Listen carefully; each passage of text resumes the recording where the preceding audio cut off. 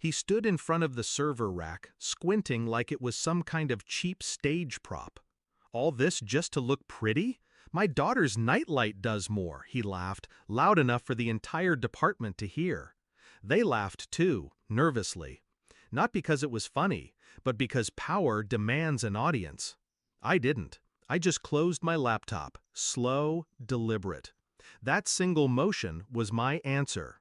18 minutes later, when the screens went black, when the phones stopped ringing, when the heart of the company flatlined, panic replaced arrogance.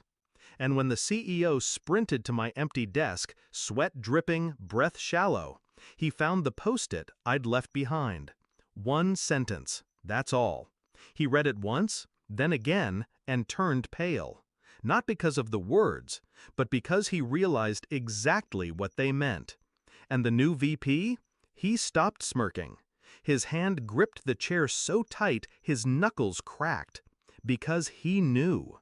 This wasn't a joke anymore. This was war. I wasn't always like this. Cold, calculated, unforgiving. When I first joined, I believed in what we were building. Nights spent debugging in silence, the hum of servers as my lullaby, the glow of monitors my only sun. I wasn't just an employee. I was the architect, the unseen backbone. Every heartbeat of data, every encrypted transaction, every redundant failover, mine. Then came him, the new vice president. Charisma polished, arrogance disguised as charm. He didn't build. He didn't design. He didn't understand. He only managed. At first, I thought it was just ignorance, a man trying to stake his territory, peacocking in front of the staff. But then I saw the changes. The budget cuts, my team's requests denied while his office furniture gleamed with imported wood. The private contractors, strangers granted admin credentials to systems they barely knew. And the meetings, always the meetings, where he spoke over me, reducing years of my work into bullet points for shareholders. But the final blow wasn't public. It was private. I overheard him in the glass conference room, voice dripping with disdain. He's replaceable, a glorified janitor for blinking lights. Anyone with a degree could do what he does. A janitor. That was the moment, the shift. The betrayal wasn't just disrespect, it was erasure. My name stripped from the foundation I poured my life into. I didn't rage, I didn't plead, I planned. First, I studied his ignorance. He thought the servers were just machines, not arteries. He thought redundancy meant invincibility. He thought cloud meant untouchable. He didn't realize every safeguard, every backdoor, every access key. They were mine, buried deep, hidden like veins beneath skin. Second, I prepared the silence. No sudden moves, no arguments, no warnings. I nodded in meetings. I complied with his pointless requests.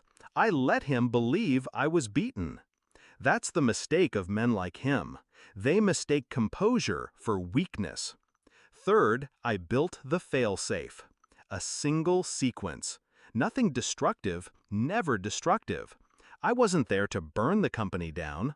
I was there to remind them who held the matches. The day came fast.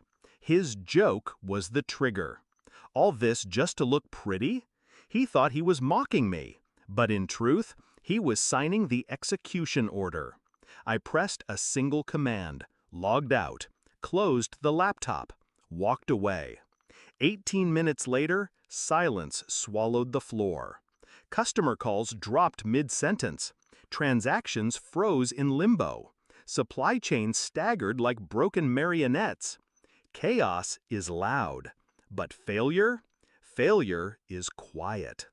The CEO burst out of his glass tower, hair wild, tie loose, barking at assistants who couldn't answer. He spotted my desk, empty, except for the post-it. His hand trembled as he peeled it up. It read, Paragraph 12, Emergency Custodial Clause. 2 years ago, buried in the fine print of my contract, I'd insisted on a clause. Nobody cared then, it was just legal filler. But that paragraph gave me one power. In case of a system-wide emergency caused by executive negligence, full custodial control of all systems reverted to me, the lead architect. It wasn't sabotage, it was succession.